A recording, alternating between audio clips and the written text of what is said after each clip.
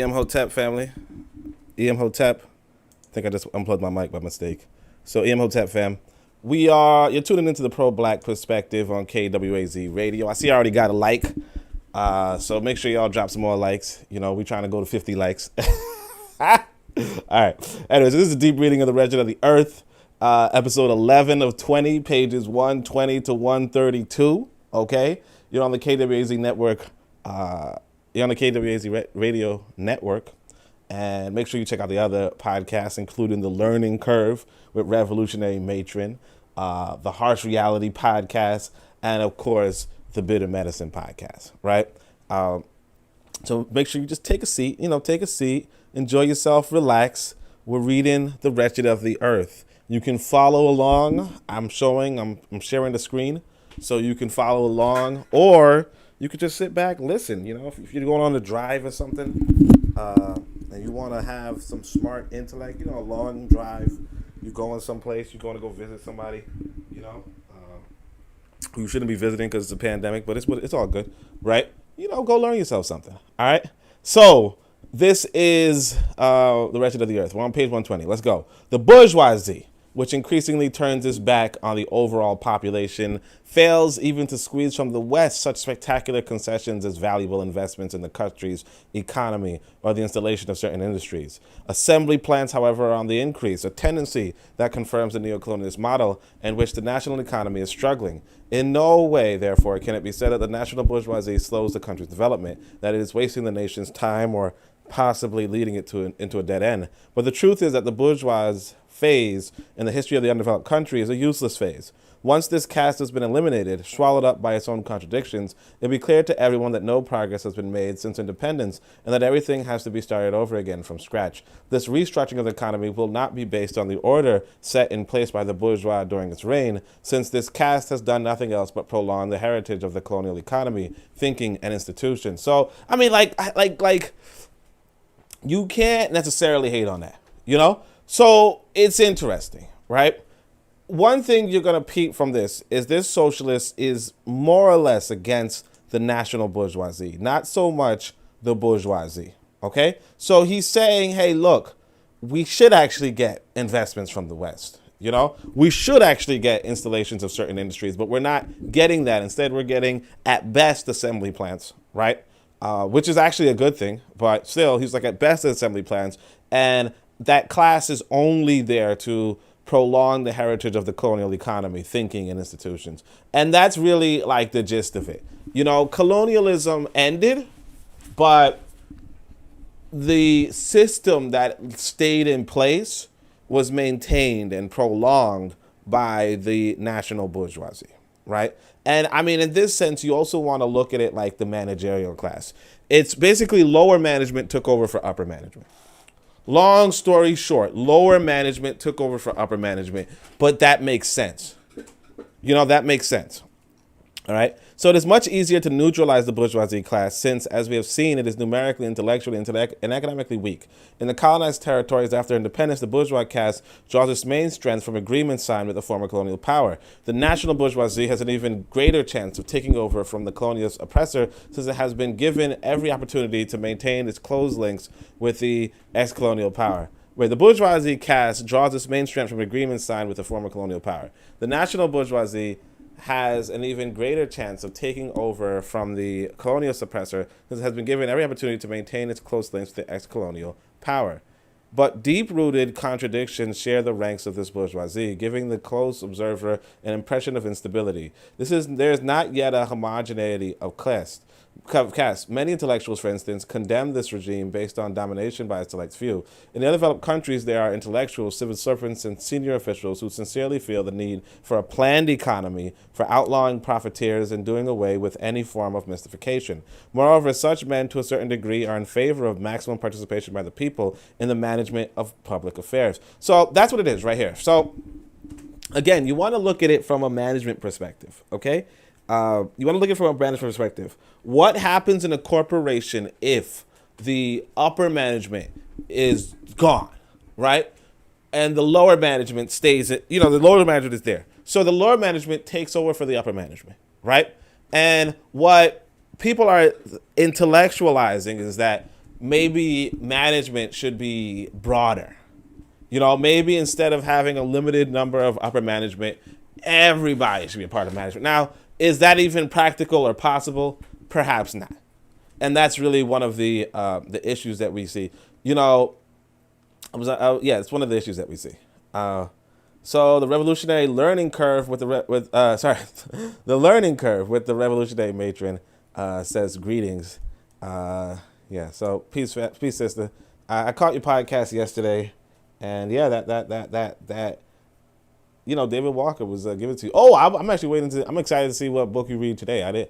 I forgot to send a recommendation in, but I'm excited to see that one. But let's keep going.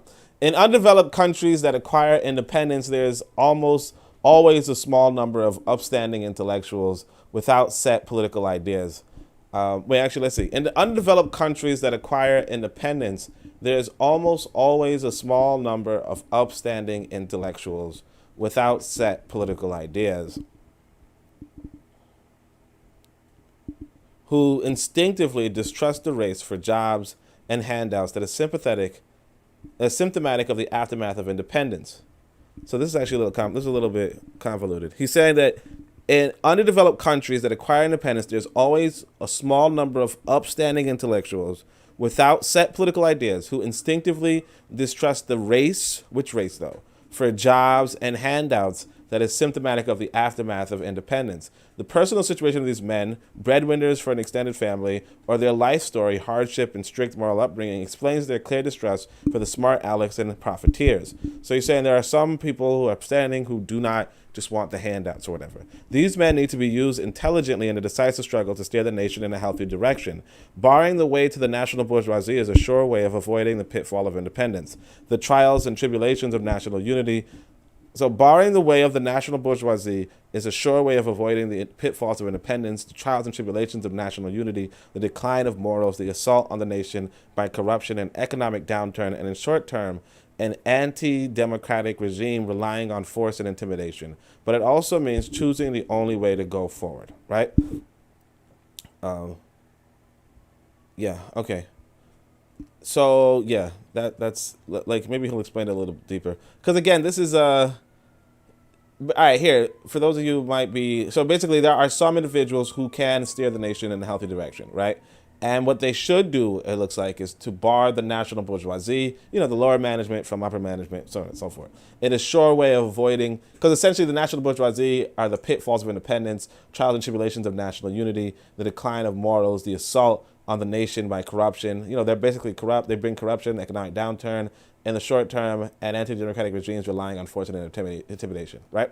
So the profoundly democratic and progressive elements of the young nation are reluctant and shy about making any decision due to the apparent resilience of the bourgeoisie. The colonial cities of the newly independent, undeveloped countries are teeming with an entire managerial class. For want of any serious analysis of the population as a whole, observers are inclined to believe in the existence of a powerful and perfectly organized bourgeoisie. In fact, we know that there is no bourgeoisie in the undeveloped country. What makes the bourgeoisie is not its attitude, taste, or manner. It is not even its aspirations. The bourgeoisie is above all the direct product of a precise economic reality. So he's saying, most people are intimidated. Like, you're newly independent, the people who are in lower management take over upper management, and you feel like they're secure. You feel like, yes, this is the way forward, and it's not the way forward. They're not real bourgeoisie. They're not really the owners of productive capabilities. They were just managing the colony. They just took over for the people who were managing the colony, and that in and of itself is not going to advance the people economically. Kofi says, greetings, Kofi.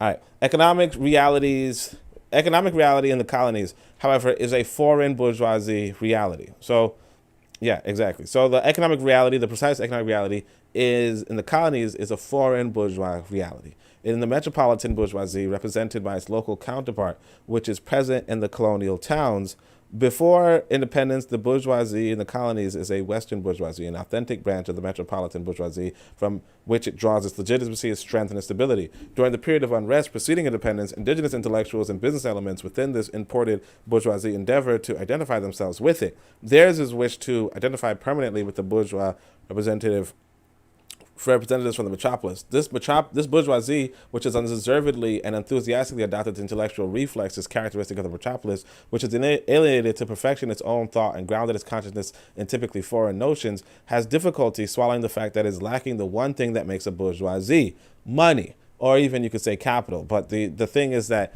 you know,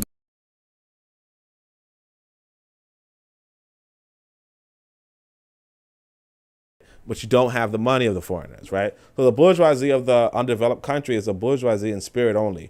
It has neither the economic power nor the managerial dynamicism nor the scope of ideas to qualify it as a bourgeoisie. Consequently, in its early stages, it remains a bourgeoisie of civil servants. Whatever confidence and strength it possesses will derive from the position it occupies in the new national administration. Given time and opportunity by the authorities, it will succeed in amassing a small fortune that will reinforce its domination, but it will still prove incapable of creating a genuine bourgeois society with all the economic and industrial consequences this supposes.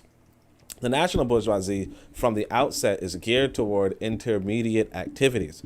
Its power base lies in its business sense and petty trading and its capacity to grab commissions. It is not its money that is working, but its sense of business. It does not invest and cannot achieve that accumulation of capital needed for the formation and expansion of an authentic bourgeoisie. At this rate, it would take centuries for it to set up a rudiments of industrialization. In any case, it would come up against the implacable opposition of the former metropolis, which will have taken every possible precaution in the framework of neocolonial agreements. If the authorities want to lift the country out of stagnation and take great pride toward development and progress, they first and foremost must nationalize the tertiary sector. The bourgeoisie, who wants the spirit of lucre and materialism to prevail, as well as a contemptuous attitude toward the masses and scandalous aspects of profit, or theft we should say, in fact invests massively in this sector. So he's not really making clear what tertiary sector is, so hopefully they figure that out.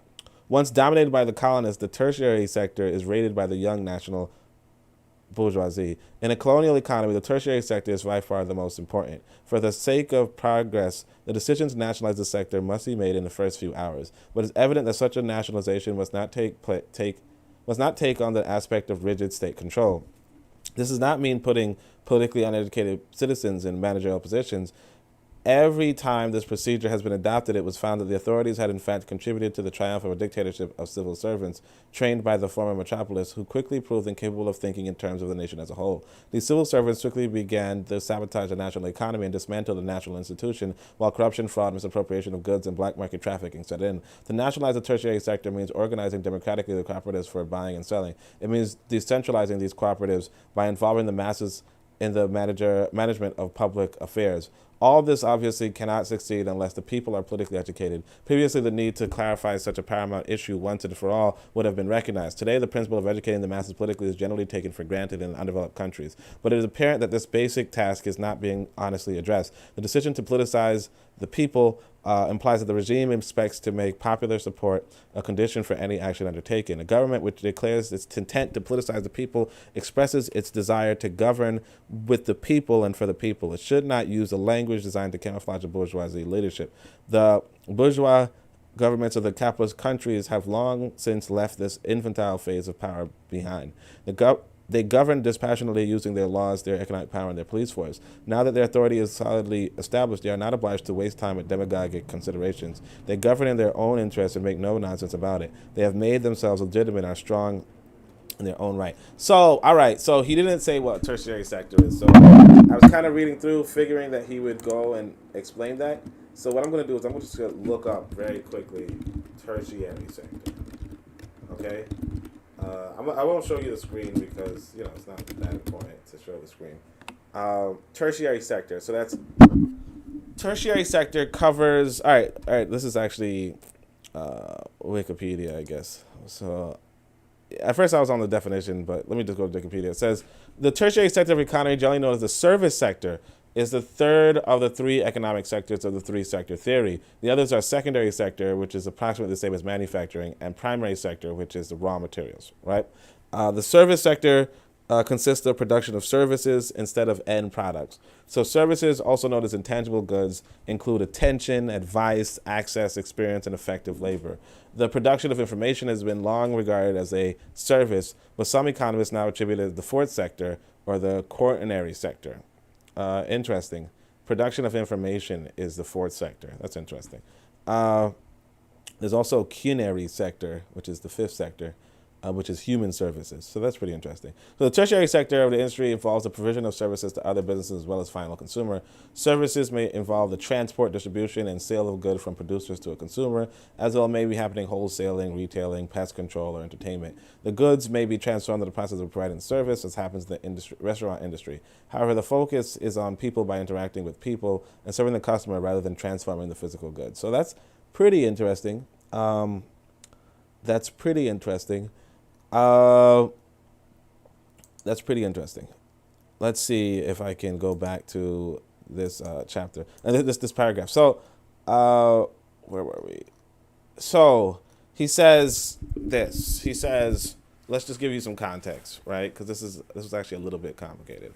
He says, if their stories want to lift the country out of stagnation, take great stride, they first and foremost must nationalize the tertiary sector. So must nationalize the service sector. What does nationalize mean? It means take it out of the hands of foreigners. So instead of foreigners providing services in your country, the first thing you should do is make it so that all the services of your country are provided by your people and not foreigners, okay? So it says the bourgeois wants to be a spirit of lucre and prevail as well as a contemptuous spirit, so on and so forth, as they should. All right, let me just read it again. I didn't want to, but let's just do it with the understanding of what a tertiary sector is, right? The bourgeoisie who wants the spirit of lucre and materialism to prevail, as well as the contemptuous attitude toward the masses and the scandalous aspects of profit or theft, we should say, in fact, invest massively in this sector. So they invest massively in the service sector. Once dominated by the colonists, as the tertiary sector is rated by the young national bourgeoisie. So the young national bourgeoisie are basically the people who were of, like, let's say, well-to-do during the colonial system. Not well-to-do, but who were better off during the colonial system, right? In a colonial economy, the tertiary sector is by far the most important. So again, so like the primary sector would be the raw materials, right? Now here's the issue. The secondary sector being the manufacturing is not done in Africa. Okay? So now I told you guys yesterday during the reading the Book of Power, right, that if you were to make a graph, you were to use a graph, you could see how important the secondary sector is towards the nation's GDP, right? Or towards the nation's wealth. Because you could parallel between how prominent a country's secondary sector is and how prominent that country's wealth is, right? Africa doesn't have a developed secondary sector. Africa does have a primary sector, but it's being robbed in that primary sector. Now, Africans want the service sector. Who doesn't, Service sector. Technically, I could say, let's say, okay, that could be like internet, that could be like, fast food, that could be like restaurants. We like this stuff. You and I like this stuff. It has nothing to do with the primary. When I go to the restaurant, it's not the primary sector. There's no raw materials there, right? When I go to the restaurant, it's not the manufacturing sector. There's no production there, unless you consider cooking production. But even so, it's not really, like, my experience is not there. Like, I'm there for the cooking, obviously, but that's about all it is. The service sector is what it is, or even when I deliver food or order food, that's the service sector once again, right? So that's what they're going to nationalize. They're going to say, hey, instead of having foreigners feeding us, instead of having foreigners provide the internet for us, instead of having foreigners do that, we have to nationalize this part. Now, what he's going to warn against is who is going to take part in this process, right? So he says, so basically you could have corrupt people in these positions, but see, his solution now is to have masses inside of it, but that's really not too practical, and we're going to explore that, right? So in a colonial economy, the tertiary sector is by far the most important. For the sake of progress, the decision to nationalize the sector must be made in the first few hours, right? So in the first few hours, you should say, hey, look, okay, you former colonists, you're no longer doing this. You're no longer running these restaurants. You're no longer, that's like to be stupid, right? All right, but it's evident that such a nationalization must not take place on the aspect of rigid state control. So he's like, don't make this state control. Don't take over the internet as the state. Don't take over the restaurants as the state. Don't take over the blah, blah, blah, right? So he said this managerial position. So he said this does not mean putting politically uneducated citizens in managerial positions. So what's important is that you don't put politically uneducated people. But again, this is why the emphasis is so much on education, okay? This is why I say my own book, my own literature, Boko Wanset Nakiru, right? Because if you do not if you do not have that political education, you're going to get screwed up either way, right? So he says every time this procedure has been adopted. So he says every time the procedure has been adopted where you put in uneducated citizens, right? We found that the authorities had in fact contributed to the triumph of a dictatorship of civil servants. So basically the civil servants are now, the dictatorship are now the rulers. Trained by the former metropolis, they were trained by the former metropolis, and he quickly proved incapable of thinking in terms of the nation as a whole. So they were kind of selfish, right? Or they were thinking of their tribe or something. You know, oh, internet access is going to be here, electricity access is going to be here, you know, so on and so forth. And it always ends up like this. That's what he's saying. These civil servants strictly begin to sabotage the national economy and dismantle the national institutions, while corruption, fraud, misappropriation of goods, and black market trafficking set in, right? To nationalize the tertiary sector means, and here's where he just makes up stuff. To nationalize the tertiary sector means organizing democratically the cooperatives for buying and selling. It means decentralizing these cooperatives by involving the masses in the management of public affairs, right? So again, you know, but again, he says this won't succeed unless the people are politically educated. So it really comes back to political education. I don't think getting the masses involved, because again, what masses involved means, right? It's a nice sentiment. It's from Wazungu. Wazungu has this nice sentiment, but it's unrealistic. You know, if you're talking about managing, like you don't, at the complexity of this world, you don't need to involve everybody in every decision. You know, you don't need to involve everybody in every decision. And because you don't need to involve everybody in every decision, you know, and you just really need people with political education in those positions, you know, saying this democratically, blah, blah, blah, doesn't really add up. You understand? This is why, you know, like the learning curve stresses, you want to be about ma'at, you know? Let me point it out this way. Internet.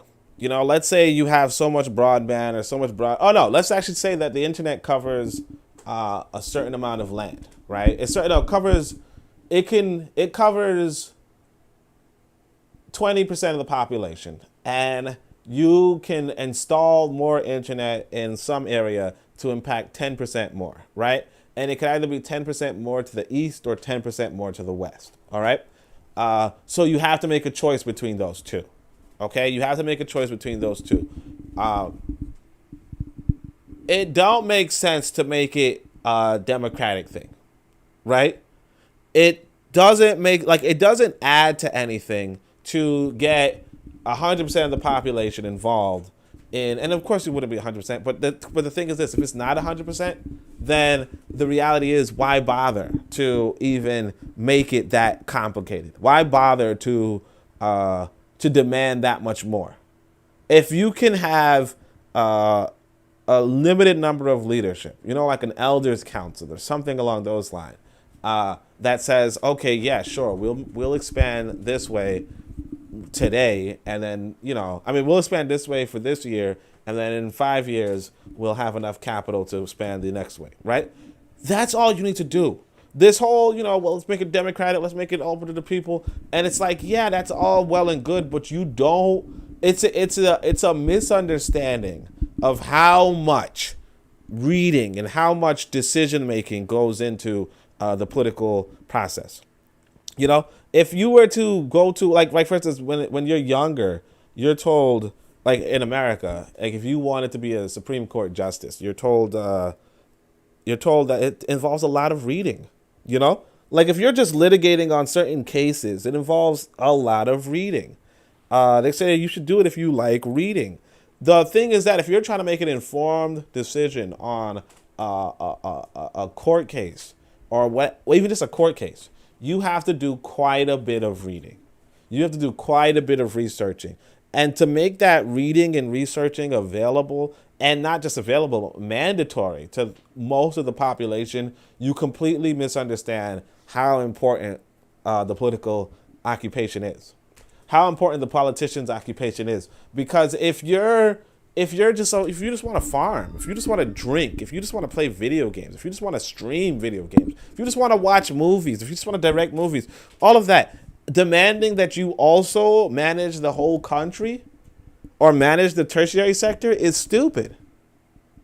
Like, if you want to manage the tertiary sector, absolutely, there shouldn't be a blockade on you. But if you don't really care that much, you know, then it behooves you to not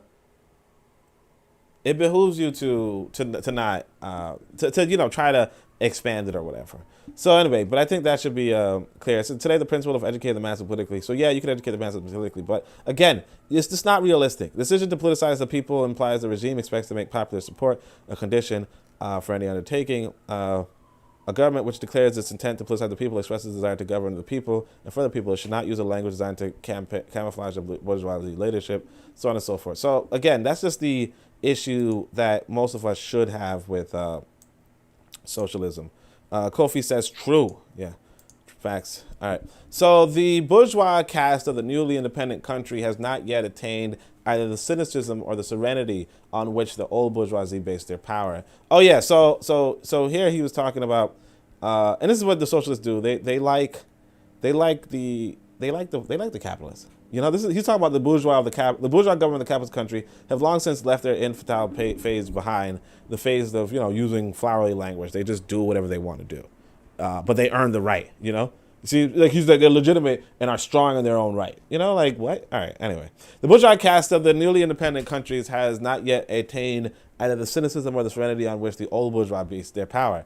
Hence, it concerns to hide its deep-rooted conviction, to allay suspicion, in short, to demonstrate its popularity. It is not by mobilizing dozens or hundreds of thousands of men and women 3 or 4 times a year that you politically educate the masses. These meetings, these spectacular rallies, are similar to the old pre-independence tactics, whereby you displayed your strength to prove to yourself and to others that you had the people on your side. The political education of the masses is meant to make adults out of them, not to make them infantile. So, but again, political education is an important thing. I'm not going to fault him for that.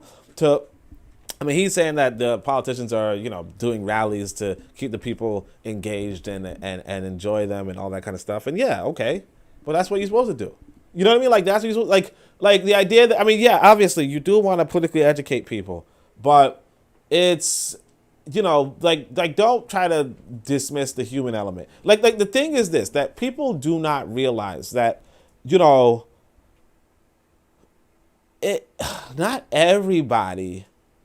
Like, political education notwithstanding, not everybody is going to take to it, or even that it's going to be complicated. Like I said, I used to have a friend for a long time. We were, at one point we were just both like Democrats, right? Then I started getting into like these radical socialism, and I got into, black nationalism, and I got into, and I just kept growing in consciousness, but I was taking them along with me. However, the complicated thing was that he was like a pious Christian, he was like on that Christianity thing. He thought, when he was younger, he was like hypersexualized, and then, Christianity helped him to, be more abstinent. And then later on he falls in. Long story short, the guy ends up marrying a white woman. He understood all of the black, pro-black rhetoric. He heard it from me straight from the horse's mouth, right? But it's still, like he was still a Christian. You understand? And he still sought some sort of thing from it. And so, like, it don't matter how much political education, like your political education is not going to be that effective. You can't educate everybody. And that's one thing that you have to realize too. You cannot educate everybody. And you just can't. I don't expect to, like for instance, you go to Malcolm X and you tell him, hey, Malcolm X, I'll tell you this right now. Malcolm X knew that Islam was the enslaver religion. He knew it. He had to. Carlos Cooks was like a mentor to this guy. And Carlos Cooks was telling everybody, yeah, the Arab is an enslaved religion. Franz Fanon is writing about how, yeah, everybody's talking about how the Arab is an enslaved religion. Everybody knew this. Malcolm X knew this. And he went along with it. When Malcolm X was pulling out the Nation of Islam, he was like, yeah, this guy's bogus, this false, all that stuff he was talking was nonsense, blah, blah, blah, blah, blah, blah. Or he was like, in fact, he says that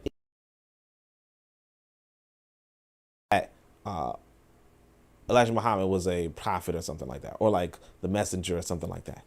You know? You believe that the other guy was like a walking, like people believe this stuff. You can't just say politically educate people, because you can't do it. You're setting yourself up for failure. You know, there's a article on my site, you know, a long time ago, because you know, his brother was, you know, one time I was organizing, his brother said, why don't you go to the Nation of Islam? Why don't you go to this organization and blah blah blah, and you know, try to get people to come to our meetings, right? And I was like, because the thing is that I would just grab people from the streets, you know? I would just, you know, talk to people on the street, and a lot of people would reject me, sure, but I would do that way. And I said, the thing is that you cannot recruit soldiers. You can only train soldiers. You understand? If people already have strong political convictions, you're very unlikely to turn them. You're very unlikely to change them. I think it might have been Booker T. Washington who said, you know, it's, or maybe even Frederick Douglass, I don't know, but one of them says, or somebody said that it's easier to teach children than to fix broken adults. You know? It's easier. But it's the same with, like, if you have an adult who is open-minded, then yeah, you could influence them and you could change them and you could transform them into something. But if you have adults who are closed-minded, and a lot are, you can't do this political education thing. So you already done effed up, because you run into your own problems when you say, hey, look, you took the class, you took the course, you know, this is the thing, this is the way, you know? And then you're like, all right, now you handle this. And they're like, well, I'm just about my tribe. You know? Why would they not be about their tribe? You give them all the education on the planet. Why would they give up on their tribe? Come on. It's stupid. It's stupid, but, you know, it is what it is. Bit of Medicine says, LOL, still married white. Still married white. Kofi says, remember he said that the goal for us is to become white in black skin, white mask. You know, this is the first time I'm reading Fanon. He's interesting. Bit of Medicine says it was Booker T. Yeah, Booker T. I can't remember the whole quote, but yeah, Booker T was like, it's easier to, you know, whatever, than fix broken men, you know? This brings us to consider the role of the political party in an undeveloped country. We have seen in the preceding pages that very often simplistic minds belonging moreover to the emerging bourgeoisie repeatedly argue the need for an underdeveloped country to have a strong authority, even a dictatorship to head its affairs. With this in mind, the party is put in charge of monitoring the masses. The party doubles the administration and the police force and controls the masses, not with the aim of ensuring their actual participation in the affairs of the nation, but to remind them constantly that the authorities expect them to be obedient and disciplined. This dictatorship, which believes itself carried by history, which considers itself indispensable in the aftermath of independence, in fact symbolizes the decision of the bourgeois caste to lead the undeveloped country, at first with the support of the people, but very soon against them. The gradual transformation of the party into an intelligence agency is indicative that the authorities are increasingly on the defensive. The shapeless mass of the people is seen as a blind force that must be constantly held on a leash, either by mystification or fear instilled by police presence. The party becomes a barometer and intelligence service. The militant becomes an informer. He is put in charge of punitive missions against the villagers. Embryonic opposition parties are eliminated at the stroke of a baton or a hail of stones. Opposition candidates see their houses go up in flames. The police are increasingly provocative. Under these circumstances, there is, of course, but a single party, and the government candidate receives 99% of the votes. You know, you guys know what he's talking about. We have acknowledged that a certain number of governments in Africa operate along these lines. All the opposition parties who were generally progressive and strove for a greater participation of the masses in the management of public affairs, who wanted to see the arrogant and mercantile bourgeoisie brought to heel, have been bludgeoned and incarcerated into silence and then driven underground. So yeah, this is obviously, you know, we all know what he's talking about. But I do want us to also realize again, you know, because Learning Curve pointed out that I mentioned something along these lines yesterday. But, you know, what nationalism really is. You know, the thing is this, that the nation is not in a vacuum. He's making it seem like it's a vacuum. The opposition party often, like very often, it has former colonial ties. You know, has former colonial influence. And the thing is that if you do not nip it in the bud, you will probably be killed. You know, it's kill or be killed. You know, it's kill or be killed. Unfortunately, like that's what it is. You know, we're actually looking at videos of what's going on in Afghanistan, and you know, it's like this: the government of the people of Afghanistan are now running. They're running for their lives. You know, and I made a reference to how. A lot of people say, there's no logistics towards repatriation. But then you see, as soon as the Taliban, let's say, right, the Taliban take over Afghanistan, everybody's like, yeah, I could move my life now. I could actually uplift, and which tells you that when white folk take off their kitty gloves, all of us, a lot of us gonna be at the airport. We'll be like, oh, it's not unrealistic for me to move. Right now we're like, oh, it's unrealistic for me to move. I can't, my family, blah, blah. Then when Whitey takes off the kitty gloves, you there, well, I mean, shit. I mean, how much is the airplane? You said a ticket is $14,000. I can pay that. You know what I'm saying? Like, shit, I mean, do you take credit? But the thing is that, you got to realize that if you were the Taliban, right? The Afghani government or the Afghani people are financed by the Americans, are pro-American factions, do have pro-American ideas, right? And so, yes, we're seeing it in our own eyes, what it looks like to decolonize, but yes, you're going to be offensive and hostile and militant and punitive against those quote-unquote Americans or those pro-American elements, those people that wanted what was happening before the Taliban took power. And you don't blame them. Oh, you liked what was going on when the Americans were oppressing and fighting us. You liked it. You were sitting comfortably in your cities, watching your TV, tweeting on, whatever, hoping that the Americans are going to just win and defeat the Taliban. And then the Americans don't. You understand? And, you think you're going to keep your political party, hey, yeah, well, you guys, what we're going to do is we're going to do what America told us. America wants us. You think you're going to do that? You think that's what's going to happen? No. So yes, this leader in Taliban, this leader of the Taliban is going to run an election and he's going to get 99% of the votes. It makes a lot of sense. Why would he get, you think he's going to take over the country and then get 20% of the votes? You think he's going to lead the people around so that he could get 20% of the votes? Does that make sense to you? He going to march, he going to fight for 20 years. And then all of a sudden, there's going to be an election and everybody's like, yeah, well, we don't actually want you to rule. We want, what America was giving us. We want America to come back. Like, where that makes sense? Like people, and I mean, look, the issue with, that happens in Africa is that, we see them like 50 years later and they're still in power and they're still so on and so forth and they're still getting 99% of votes and we're like, oh, what a terrible dictatorship. But you don't realize that the foreigners didn't give up. Mugabe was still being harassed by Americans to his death. You understand? So yeah, he's not running fair elections because a fair election would mean that, let's go to the Afghani situation. A fair election would mean that the Taliban fought for 20 years, right? Finally won, right? And then because of American financing, right? Let's say even after 50 years in power, they're in a shitty circumstance because America's sabotaging them, obviously, whatever, right? And then 50 years after that, they finally do a free election and they open up the door to the Americans.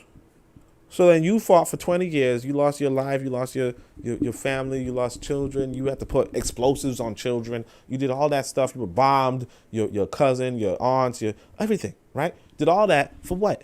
To give it back to the Americans? That's what we have to realize about this colonial situation. That's what we have to realize about this decolonizing situation. I mean, obviously, you do want people to have that political education, right? But that's the issue. The opposition is opposing your political influence. Now, I'm not pro-Taliban. I know that Taliban probably have some like religious thing. I don't know, to be honest, but I imagine that's what it is. But regardless, that the Western elements that are seen fleeing right now, or who are caught behind or whatever, though that Western element is going to not take up whatever propaganda Taliban's giving. So there's always going to be an opposition, unless they are suppressed and bludgeoned and incarcerated. And of course, we in the West are going to be like, oh no, they're bludgeoning and incarcerating and so. But we don't understand what it means to decolonize, what it means to fight for what you want, for what you need. You understand? When you fight for 20 years against what was considered the world's superpower, when you fight for 20 years against them, and then you're told, hey, the right thing to do is hand power back. I already told you guys, and I put it in the Book of Power. I already told you, or Maurice Bishop told you, that the Americans, after their independence, they took away the land and they disenfranchised all the white men who sided with the British. The Americans did that, and they did this for like 30, 40 years. And of course, what we expect is for African people to fight for their decolonization and then say immediately, oh, well, yeah, if the Americans want to influence our election, let them do it so freely. Like I tell you, I've never been a fan of democracy. I'm not a fan of democracy because I know what the white man could do with it. Achieve mindset says, hello, peace, achieve. I know what the white man could do with it. So in many of today's independent regions of Africa, the political party is being seriously bloated out of all proportion. In the presence of a party member, the people keep mum, behave like sheep, and pay tribute to the government and the leader. But in the street, away from the village of an evening, in the cafe or on the river, the people's bitter disappointment and their desperation, but all their pent-up anger can be clearly heard. Instead of letting the people express their grievances, see what I'm saying? Like this is the idealism, Again, America itself did not do this. If you guys want me, I could pull up the quote from Maurice Bishop, because I wrote it in my book, so I could pull up the quote. But yeah, like Americans didn't do this, So yeah, if you were basically the you got to realize this, right? All right, you get independence, your country's economy is completely shifted, completely morphed, completely lessened. Okay, because the foreigner can still influence your economy, because you don't have any you don't have any bourgeoisie to develop your economy, right? If you have a capitalist economy but you don't have bourgeoisie, then you're going to be underdeveloped, right? People are going to be bitter. People are going to be disappointed. People are going to have these kind of feelings. People are going to want the foreigner again, and the foreigner is going to try to influence. And there's another thing I have in the book. It wasn't in the preview, so make sure you go and buy yourself the book. But there's the letter, the unsent letter of Sankara. Okay, I think it's Sankara, right? Or it's either Sankara or Cabral, right? But it's the unsent letter. Basically, he was in the middle of, or the unspoken speech or something. He wrote up a speech. He didn't get a chance to send it out because they already killed him. But he was like, hey, we probably should look into, our party members, not being so strict, like not having the best discipline and all that kind of stuff, or all that kind of. He's like, something's wrong. Something's happening. And what was happening was the Americans were paying his boys to set up his murder. That's what was happening. He didn't get a chance to give his speech. I give it to you though, but you have to realize that that's what's going on, and see, you saying, hey, I want people to, they should be able to express their we do this. We condemn African leaders for trying to protect themselves, and then when they're killed, we're like, oh no, how were they killed? Oh, what, how could it be? Shouldn't you be protecting yourself? Yes, that's what they're doing. I tell you, man, I saw this video of Obama going to a university lunchroom. And the thing is that if Obama comes to town, everybody's getting checked. And only a certain number of people are going to be able to show up with him. That's not happening. If that happens in any other country, we say, what a dictatorship. But you have to realize that people protect themselves. That's the most important thing you're supposed to do. If you're a leader, you should. All right, let me not. But in the streets away from the village of an evening, the cafe, instead of letting the people express their grievances, you should express your grievances. Instead of making the free circulation of ideas between the people and the leadership its basic mission, the party erects a screen of prohibitions. Yes, because there's foreigners are still fighting you. You're at war. The party leaders behave like common sergeants, majors. Yes! And constantly, damn it, bro. And constantly remind the people of the need to keep silence in the ranks. This party, which claims to be the servant of the people, which claims to work for the people's happiness, quickly dispatches the people back to their caves as soon as the colonial authorities hand over the country. Because the colonials never left. The party will also commit many, and I'm not like defending it. You know, I know that you could abuse this power. You could abuse you could be paranoid. You know? You could be paranoid. I know that you could make mistakes. I know that, right? But again, Cabral was like, or Sankara was like, hey, let's be free. Let's do so and so forth. And he was killed by his mans. Lumumba, like the best examples we have, the people who were that, who were that kind of people, right? All killed by their mans.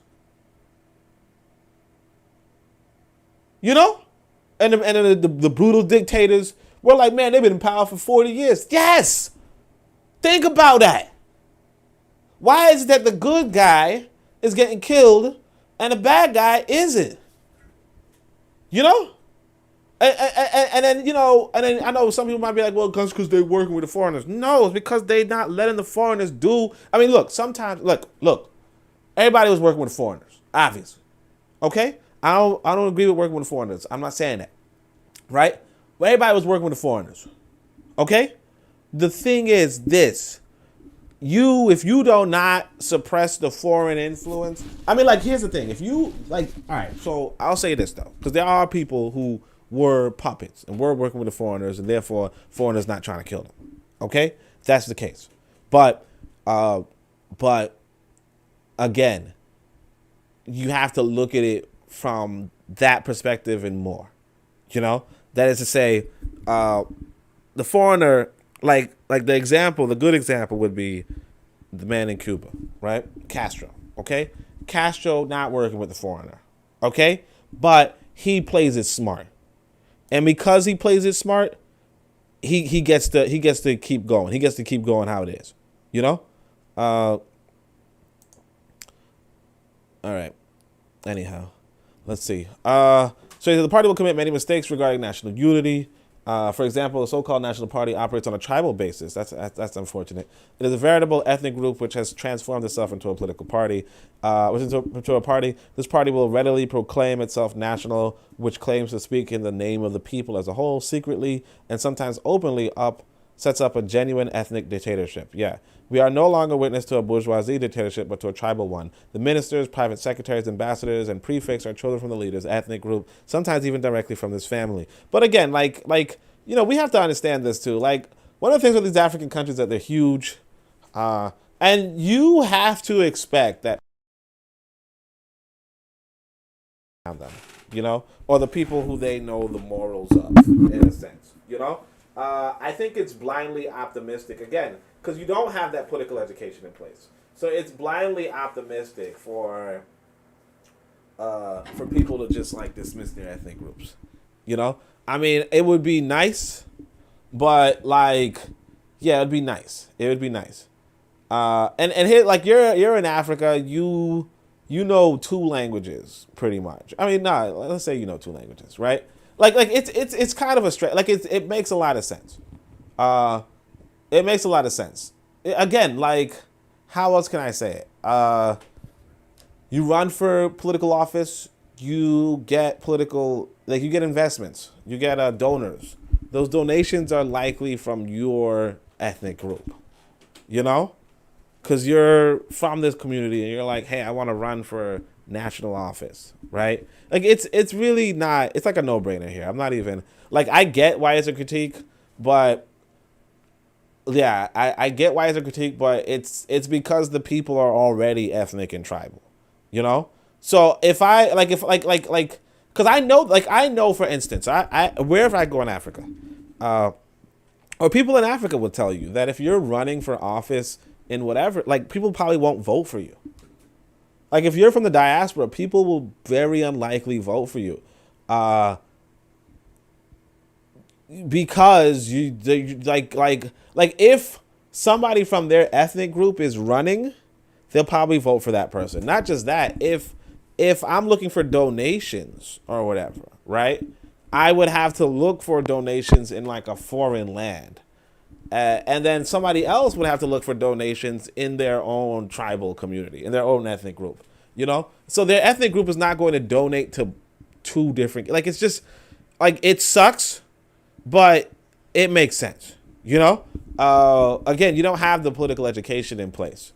You know, if you have if you have that African mindset of, you know, Pan-Africanism, sure, you know, and that's what you should be doing on the ground.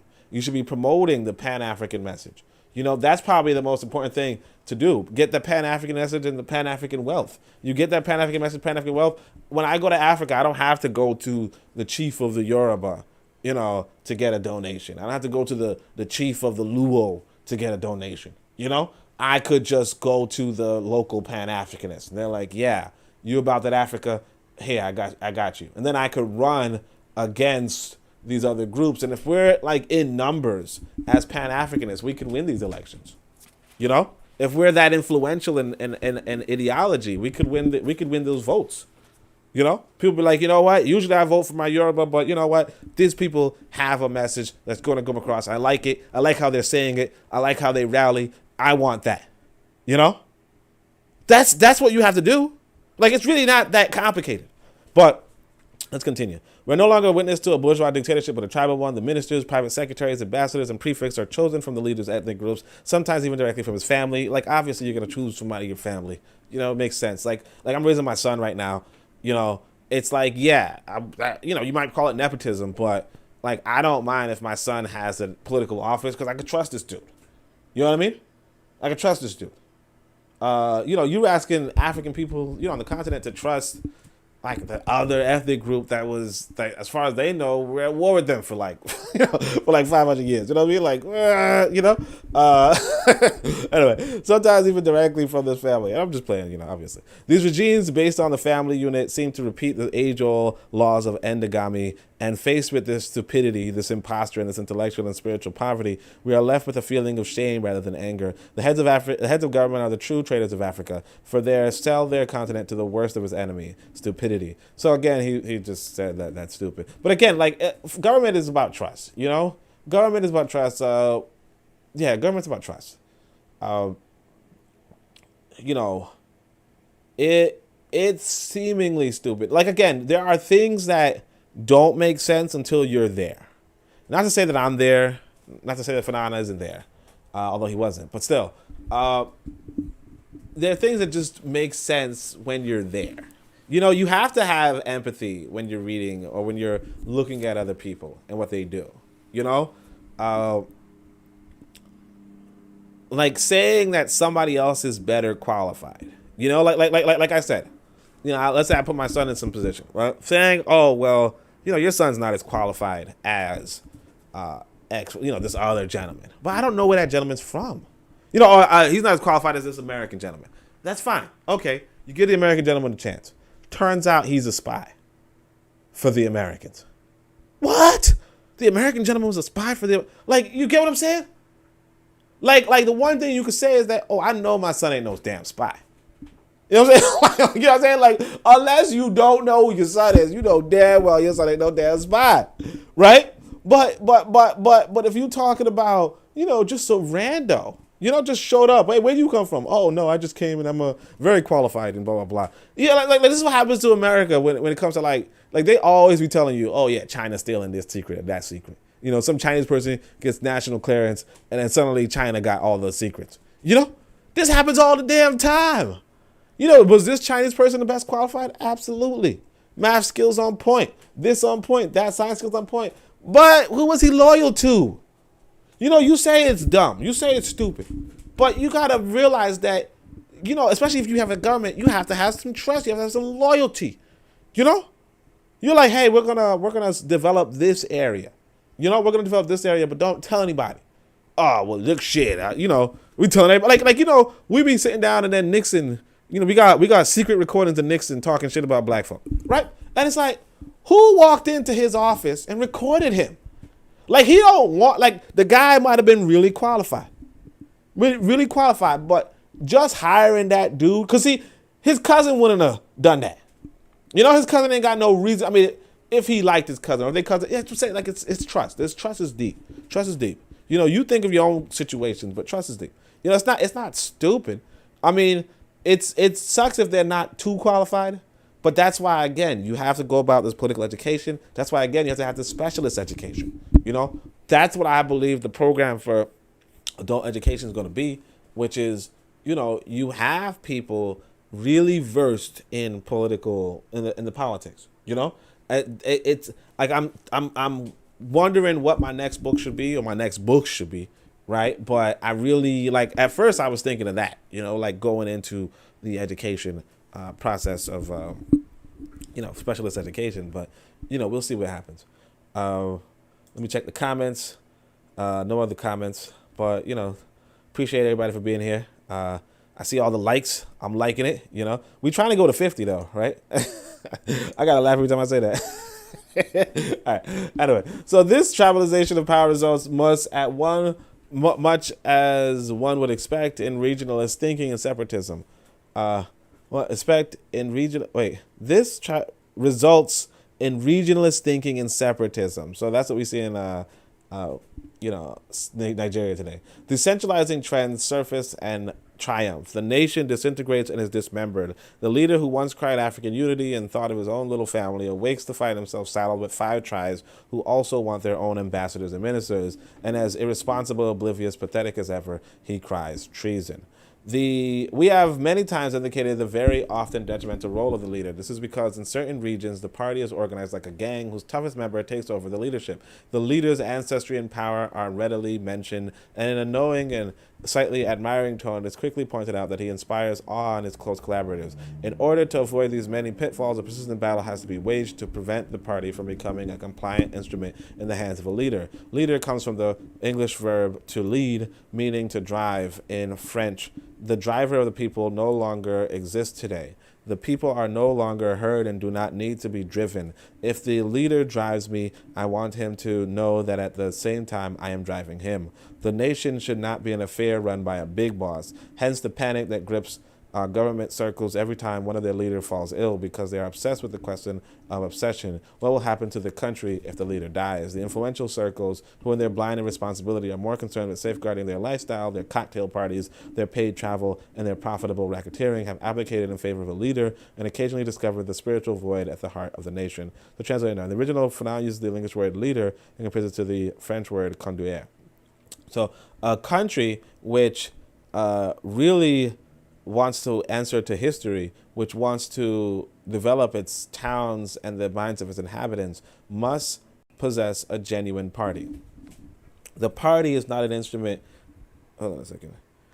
The party is not an instrument in the hands of the government. Very much the contrary. The party is an instrument in the hands of the people. It's the party which decides on the policy enacted by the government. The party is not and never should be merely a political bureau where all the members of government and dignitaries of the regime feel free to presence of a party member. Wait, did this go backwards? I'm tired of this freaking thing. Did it go backwards? Yeah, look, see? Page 127 and then 126. This guy, man. Who did this? All right. Let's see. So this is actually important though. Political parties. So the Democrats are not the government; they are a political party, and the Republicans are not the government; they are a political party. It's actually important to have a political party. It's actually important to have a political party. That's one of the things that I believe that African people should start up ASAP. You know, but the thing is that it's actually pretty important. All right, so alas, all too often it is the party which makes up the entire political bureau and its members reside permanently in the capital. In an undeveloped country, the leading political parties should flee the capital like the plague.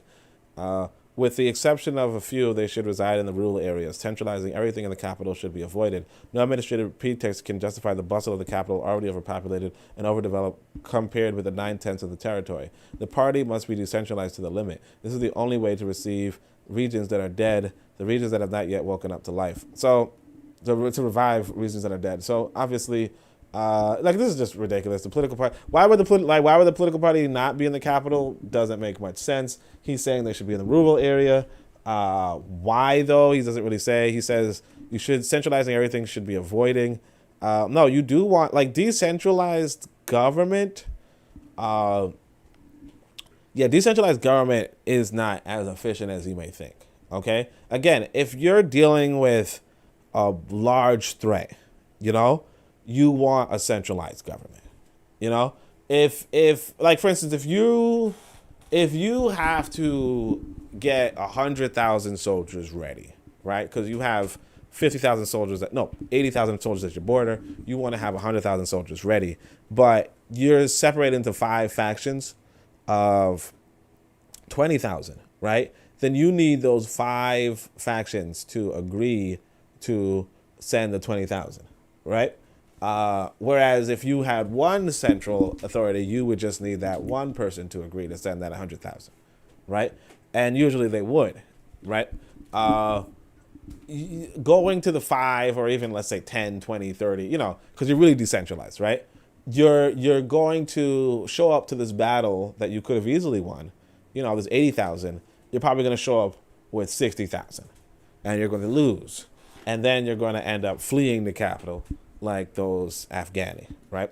All right, so in practice, there will be at least one member of the political bureau in each region, and care should be taken not to appoint him regional head. He will not handle administrative responsibilities. The members of the regional political bureau is not obliged to hold the highest ranks of the regional administration. He should not necessarily join forces with the authorities. For the people, the party is not the authority, but the organization whereby the people, exert their authority and will. The less confusion there is, the less duality of power, the more the party can fulfill its role as guide, and the more it will become a decisive guarantee for the people. If the party emerges with the authorities, then this is the fastest way for the party militant to achieve his selfish ends, obtain a job in the administration, be promoted, change his rank, and make a career for himself. Sorry, I got a little distracted. He'll handle administrative responsibilities.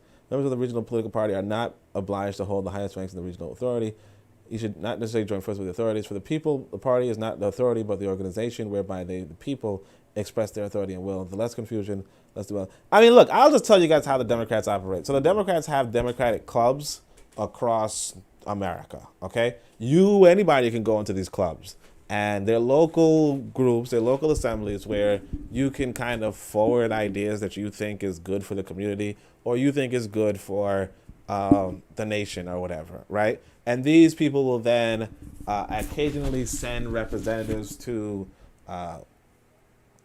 send, bigger, broader, higher up representatives, blah, blah, blah. But basically, if you were to go to the Democratic Club and distinguish yourself, you could possibly become a local politician. If you were to distinguish yourself even further, you might become a state local politician. If you were to distinguish yourself even further, you might become a national politician, right? That's what is meant. And then also you can vote and comment on any sort of Democrat stuff. I've never been to the Democratic Party, but like I said, I've seen like if you walk around New York enough, because I told you guys I used to walk for 3 hours to my meetings. But if you walk around enough, you will see you might pass by a Democrat club or something like that, and you don't ever go. I never went in, but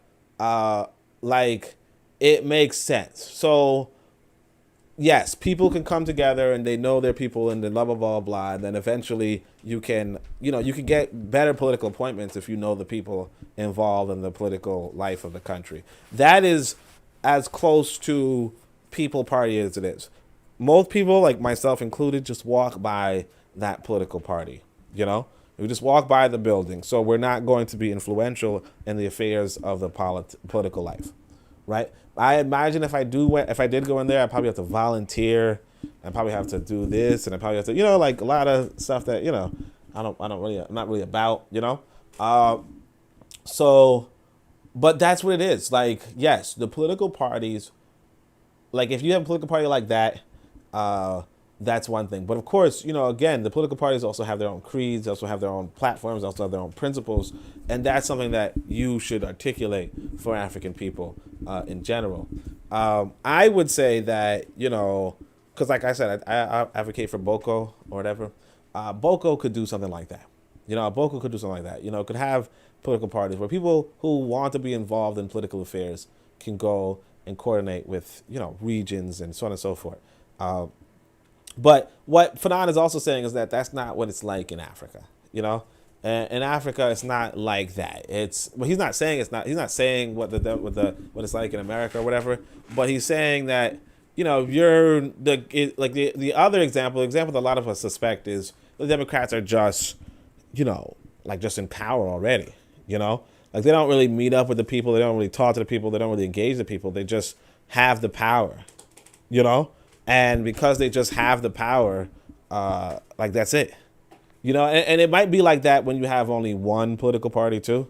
Of course, people will tell you that America is just one political party, so it is whatever. But that's just a little bit of nuance. So in an undeveloped country, the creation of a dynamic regional bureaus halts the process of urban macrocephaly and the chaotic exodus of the rural masses towards the towns. The establishment during the very first days of independence of regional bureaus with the power to simulate, revive, and accelerate the citizens' consciousness is an inevitable prerequisite for any country that wants to progress.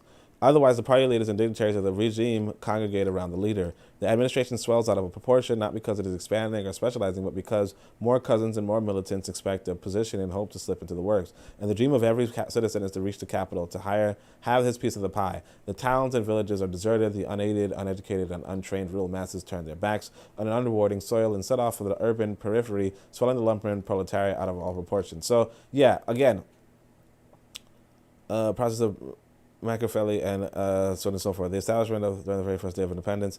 So that's the thing, though. It's like everybody wants a political appointment because the thing is this: that you don't have a powerful primary sector, right? So you don't have you don't get good prices on your raw material. Okay, you don't have a secondary sector. You're not manufacturing. Okay, you just have a service sector.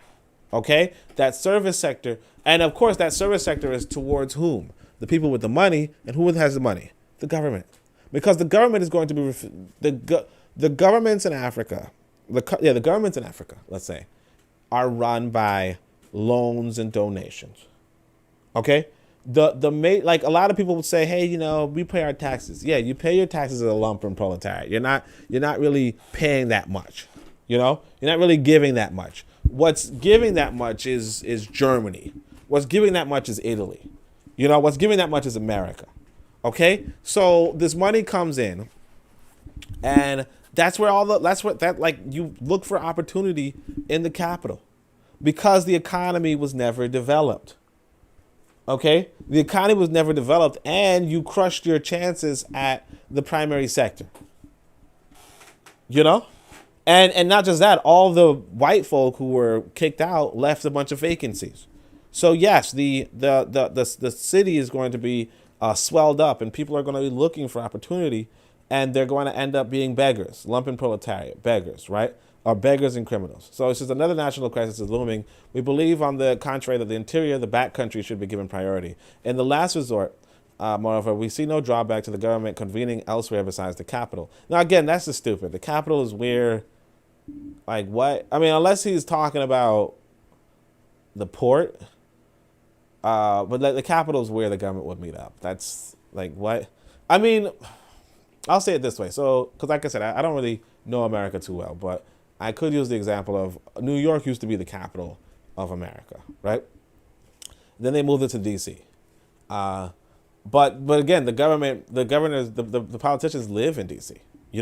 So it's like they moved it from New York because it's on the border. Here's the thing, though. A lot of it was designed that way because a lot of colonial towns are designed that way where the colonial administrator is going to set up a capital by the border, so that they don't have to go too deeply into the country in order to govern it, right? So So I don't know if that's what Fanon is hinting at. Uh, but yeah. All right. So in last resort, moreover, we see no drawback to the government conceding elsewhere besides the capital. He really should say moving the capital further into the interior. But anyway, the myth of the capital must be debunked, and Disheritage shown that the decision has been made to work in their interest. To a certain degree, this is where the Brazilian government attempted to do with Brasilia. The arrogance of Rio de Janeiro was an insult to the Brazilian people, but unfortunately, Brasilia is still a new capital, as monstrous as the other one. Its only advantage is that today a road has been built through the forest. No serious objection can be made to the choice of a new capital, to relocating the entire government to one of their more destitute regions. The idea of a capital in undeveloped countries is a commercial notion inherited from the colonial period. In the undeveloped countries, however, we must increase our contact with the rural masses. We must apply a national policy, i.e. a policy specifically aimed at the masses. We must never lose contact with the people who fought for their independence and a better life. So, yeah, I think he's just saying move the capital deeper into the interior. He specifies the rural area, but, it is what it is. Instead of delving into the diagrams and statistics, indigenous civil servants and technicians should delve into the body of the population. They should not bristle every time there is a mention of an assignment to the interior. One should no longer hear their young wives threaten to divorce their husbands if they cannot manage to avoid a rural posting. Hence, the party's political bureau should give priority to the disinherited regions, and the artificial and superficial life of the capital, grafted onto the national reality like a foreign body, should occupy as small a place as possible in the life of the nation, which, on the contrary, is fundamental and sacred. So again, I think one of the things that, again, socialists, when you're outside of the government, you kind of like the thing with the socialists is they're so unsympathetic. All right, yes, you want to develop the rural area, but like to what end? Like at the end of the day, if you are running a nation, you have to generate a profit. The profit is coming from abroad. It's coming from the foreigners, unfortunately, and it's not coming from the rural areas. Because a developed rural area does not necessarily mean that there's going to be more wealth. Now, yeah, unfortunately. Now, what he should have articulated is, hey, let's develop food independence, right? No, not just food independence. Let's develop food abundance, okay? You get food abundance, and then you can send food abroad. Wait, give me 2 seconds. Hold on.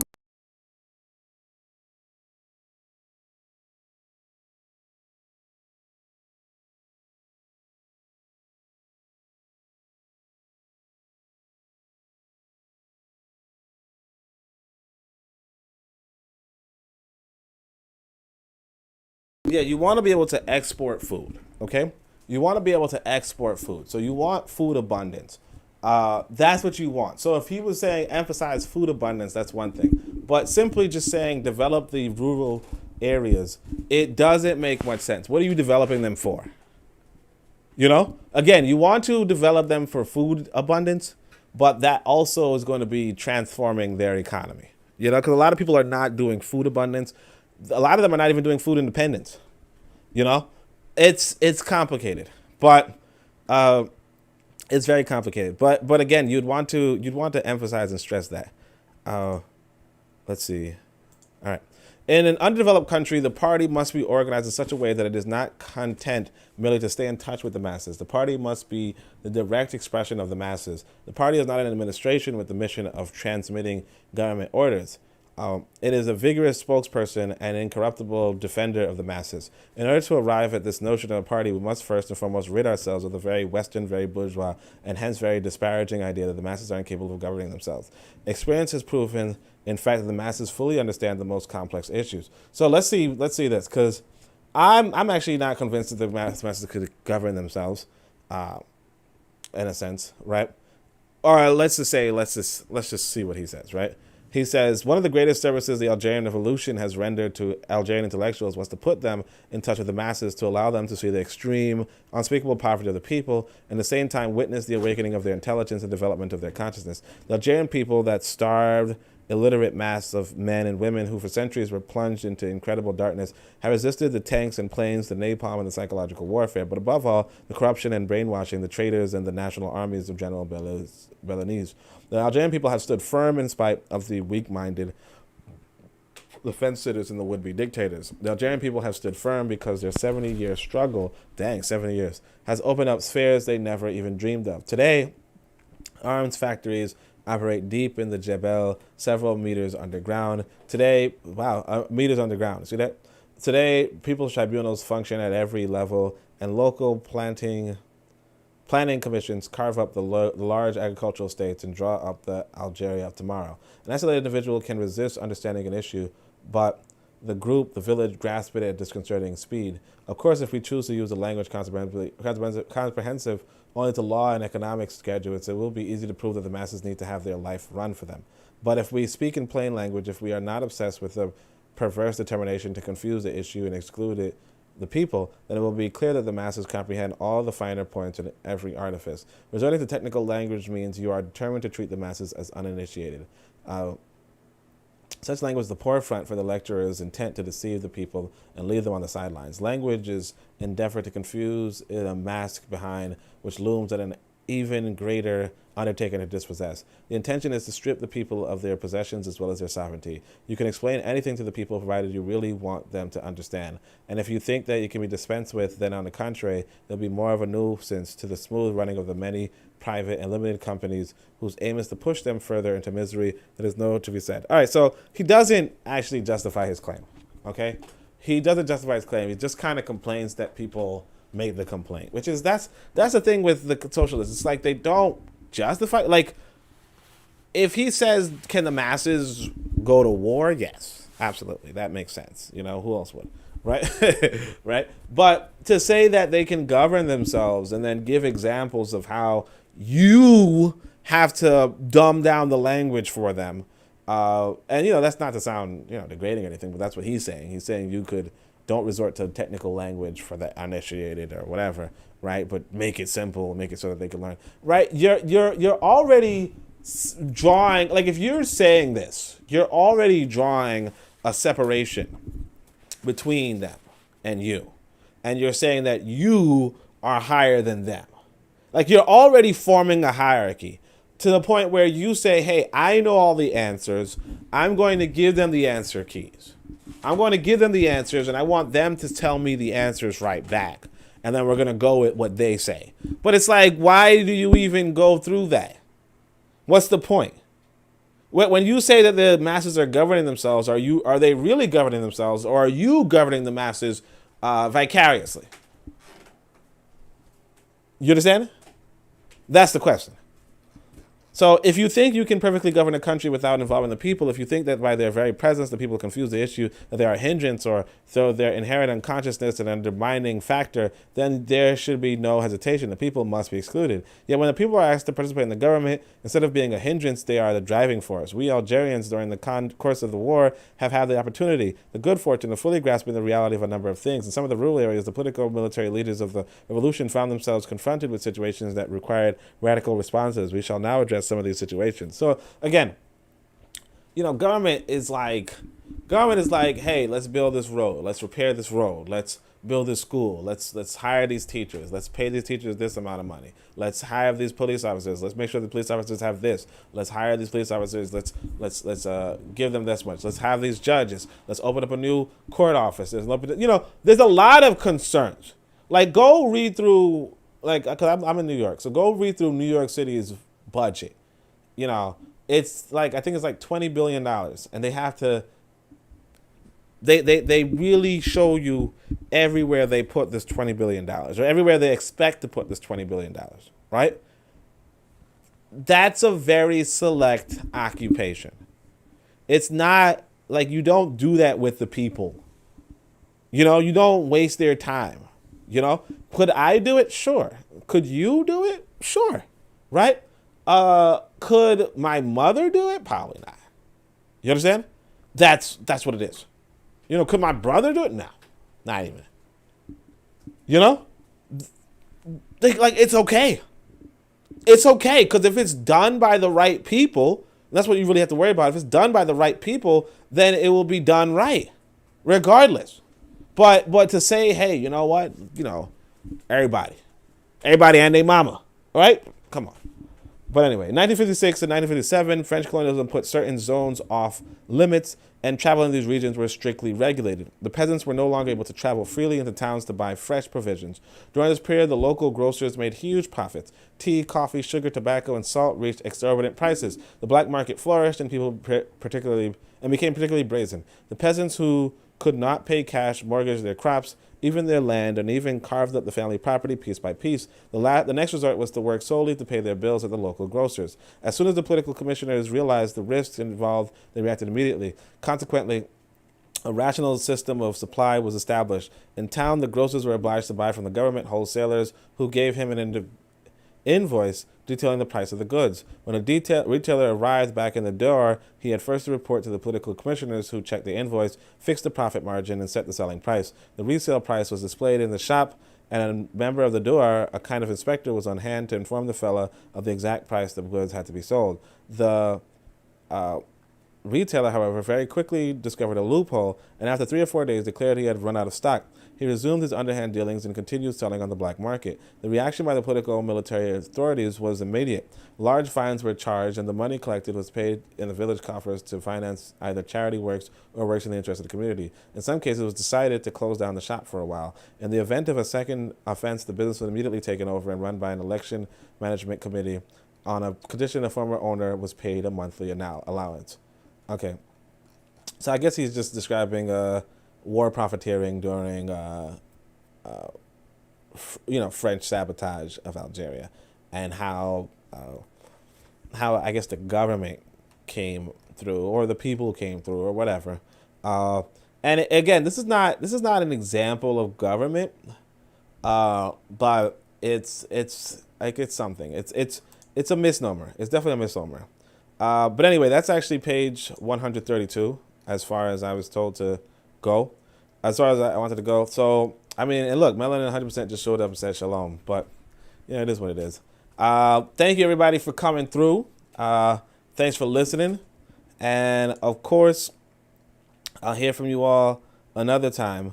I'm going to definitely go get me some food, But until then, until tomorrow, Shamiam Hotep.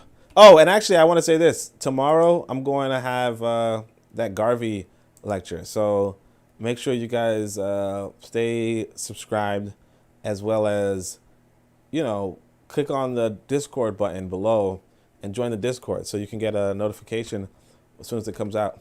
But until next time, Shemiam Hotep, Anku Johnston Neb Neb, Amen, Ma'at, Dua Netcher.